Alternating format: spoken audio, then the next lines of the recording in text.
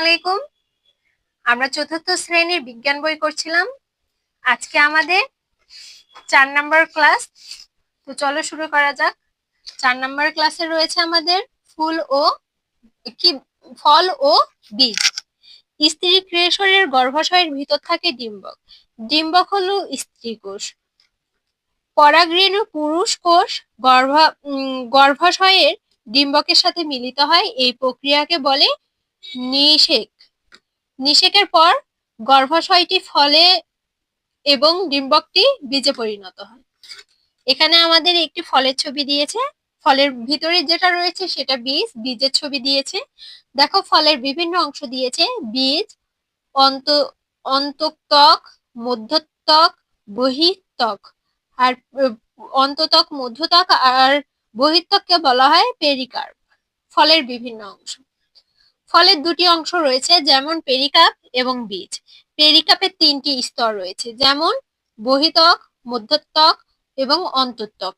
বহিত্বক হলো ফলের খোসা। এটি ফলের ভিতরের অংশসমূহকে রক্ষা করে। মধ্যত্বক সাধারণত রসালো, এটি আমরা খাই। এতে ভিটামিন ও খনিজ লবণ থাকে। অন্তত্বক দিয়ে বীজ ঢাকা থাকে। বীজের ওপরে পাতলা আবরণী অন্তত্বক। সব ফলেরই কি বীজ থাকে? কাজ: পরিচিত ফলের বীজের উপস্থিতি চিহ্নিত করো। যা লাগবে: পরিচিত বিভিন্ন ফল, যেমন আম, জাম, পেঁপে, তরমুজ, কলা, কাঁঠাল ইত্যাদি। যা করতে হবে: পরিচিত কয়েক ধরনের ফল সংগ্রহ করে শিক্ষকের সহায়তায় ছুরি দিয়ে কাটি। ফলের খোসা থেকে শুরু করে ভেতরের অংশ পর্যবেক্ষণ করি। বিভিন্ন ফলের অন্ত অভ্যন্তরীণ অংশ পর্যবেক্ষণ শেষে নিচের ছকটি পূরণ করি। দেখো এখানে আমরা বিভিন্ন ফলের নাম দেব। ফলের বীজের উপস্থিতি আছে কিনা দেখবো, একটা আছে বা নেই, বীজের সংখ্যা একটি, অল্প না অনেকগুলো দেখবো। তো চলো আমরা এই ছকটি করে নিই। দেখো এখানে আমরা ছক পূরণ করে ফেলেছি।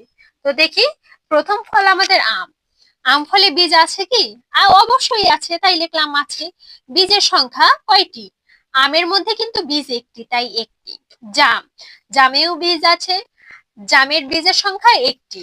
পেঁপে, পেঁপেরও বীজ আছে, কিন্তু বীজের সংখ্যা অনেকগুলো। তরমুজ, তরমুজেও কিন্তু অনেকগুলো বীজ রয়েছে। তরমুজের বীজের সংখ্যা অনেকগুলো। কমলা, কমলারও বীজ আছে, তারও বীজের সংখ্যা অনেকগুলো। কাঁঠাল, কাঁঠালেরও বীজ রয়েছে, আর তার বীজের সংখ্যাও অনেকগুলো। তো চলো দেখি, বেশিরভাগ ফলে বীজ থাকে, কোনো ফলে একটি মাত্র বীজ থাকে, আবার কোনো ফলে অনেকগুলো বীজ থাকে।